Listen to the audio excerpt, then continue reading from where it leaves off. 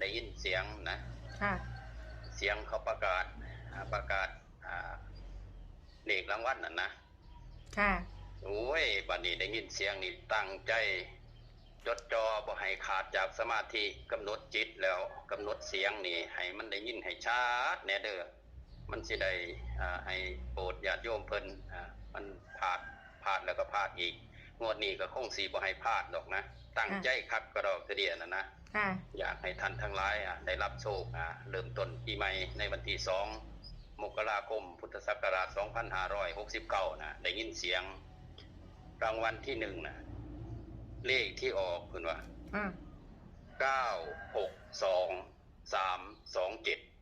962327ค่ะแล้วเพิ่นย้ำอีกคือ1327เอ้าเพิ่นคือเอาข้างหน้านำคือได้ยินแต่327ว่าซั่นว่าค่ะบัดนี้ได้ยินเพิ่นประกาศแล้วก็เงียบไปก็ได้ยินเสียงคือเขาดีใจนะเฮ้นะค่ะแล้วจอกแล้วแจ้คือเสียงเด็กหน่อยแน่ผู้หญิงแน่ผู้ชายแน่เฮ้กันดังแห้งนะค่ะเอาก็ตั้งใจว่าเอามันสิมีสำนีบ่นอมันสิมีเหล็กรางบ่นอเอาก็เลยกำหนดจิตถามเอาเหล็กรางมันสิออกยังน่ะถามเจ้าของนี่ล่ะค่ะได้ยินเสียง50นะมันออกไปก่อนแล้วโหเฮา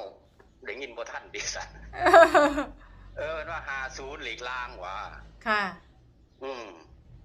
ก็สั้นๆซ้ำนี่ได้โอ้